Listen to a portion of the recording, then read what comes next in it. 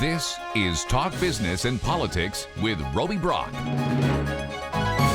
And welcome to the program. I'm Roby Brock. We are glad to have you with us. Our first guest today is State Senator Jim Hendren. He's an independent of Gravette, Arkansas. Good to have him with us. Thank you so much for being here, Senator. Well, thanks for having me, Roby. It's great to be on. Let's begin with the late breaking news. Towards the end of the week, the federal guidelines for OSHA and a vaccine mandate for employers with over 100 employees came down. They're highly controversial.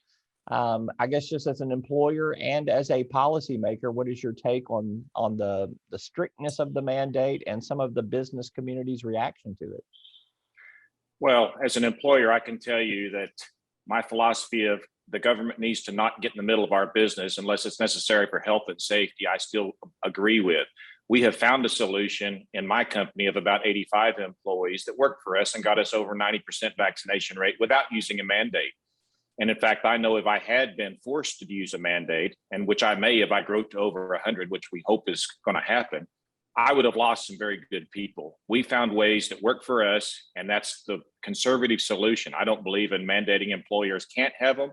I don't believe in mandating employers should have them. Let employers do what works best for their company and their situation.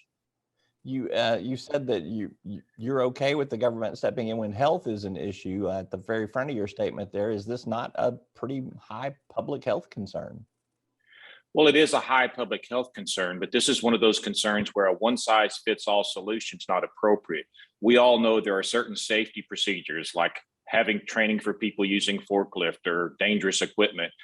One size does fit all, but when it comes to vaccine and terminating employees for failure to comply, it is a different situation entirely. And there are different situations for different companies.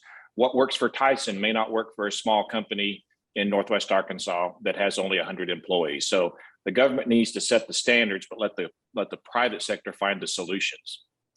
Let's talk about some new legislative maps that were recently released by the Board of Apportionment. A lot of activity in Northwest Arkansas. There could be quite a few new faces up there, in part due to term limits, in part due to some newly redrawn lines.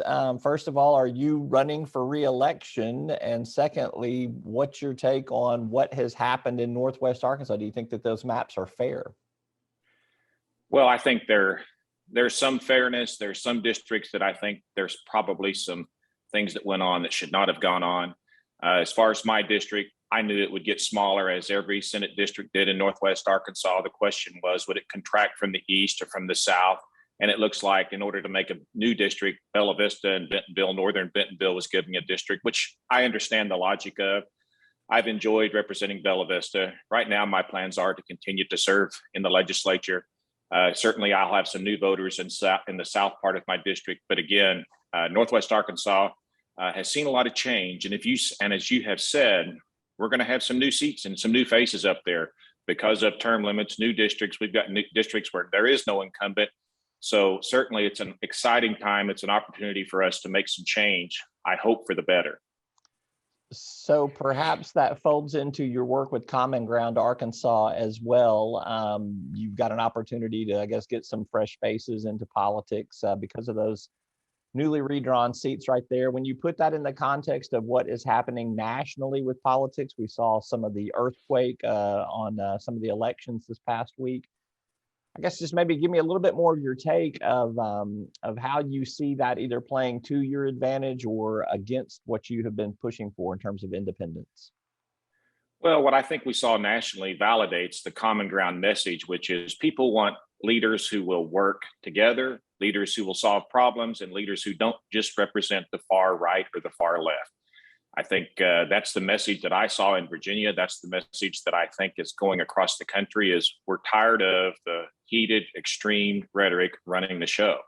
So yeah, it does play into a lot. And because of this opportunity, Common Ground is, we're working very hard to help the Northwest Arkansas business community and the people up here understand that this challenge of extremism and polarization is not going to fix itself. There's going to have to be some energy and some effort put into doing that. We're working on that. We're communicating that message. And I'll just tell you, the response has been overwhelmingly positive. People are ready for some leaders who will go down and focus on real problems. And I think there's a real opportunity for that message to resonate in the 22 elections. I think there's a narrative out there when you look at the election results that this was a repudiation of maybe more progressive or extreme left politics, that this was a rejection of President Joe Biden's agenda. And to some, it's an endorsement that they want to see a return to President Trump and some of the Trump administration era policies. You seem to be saying this is more of a middle road response in terms of what you saw, but I think there's some that would spin that much differently and say that this was a pro-Trump, anti-Biden kind of result. Well, the fact is, Youngkin wasn't Trump's preferred candidate in the primary, which is interesting because in many parts of the country, we see candidates all trying to out-Trump each other. And I think what you're going to find in a lot of areas, maybe not so much in some parts of Arkansas, but even in some parts of Arkansas, you're going to see that continuing to emulate and try to out-Trump each other in a primary may be a winning primary strategy that may make you unelectable in the fall. Because I still believe that the elections in large part in this country are determined by that sliver in the middle. And the fact is, what we saw in Virginia, that sliver in the middle, particularly suburban white women who had been so offended by many of the tactics of the Trump style of campaign, changed their vote. And because Youngkin did not endorse that and did not practice that. So I think there is a message there. People want to read what they want to read into it. I don't think you can call this a huge mandate either way. It was still an election within 4 or 5 points. But the fact is that there is no question that the Democrats are paying a price for gridlock and not getting things done in Washington, and also for the good job that the Republican Party is doing of casting them as far left, extremists, critical race theory. All of those things played into it.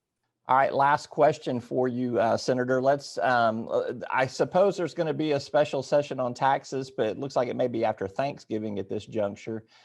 There are some small disagreements over, I think, a few minor details in terms of working out something to present. Do you think we've got a solution on that? Are we close to a solution on that? And why not wait until the fiscal session to do some of this? Well, I think if we can't get agreement, it would be better for us to wait until the fiscal session, because the last thing we need is the legislature coming down and spending 2 or 3 weeks getting into all kinds of other issues. That's not the purpose of special sessions. That's why there's a call issued by the governor. And if the governor can get agreement, then he should issue a call. We should come down and do our business and go home. I do think that's within reach. I think that the budget is certainly there to allow for some reasonable tax cuts to keep us competitive with other states. I've been involved in these discussions in the past, and one of the things I know is that in order to have a successful special session, you have to get agreement in advance. Otherwise, again, it can go off the rails like we kind of saw the sine die fiasco. All righty, State Senator Jim Hendren. It is always good to catch up with him. Thank you so much for being with us. Thanks for having me on, Roby. I appreciate it. Back with more right after this.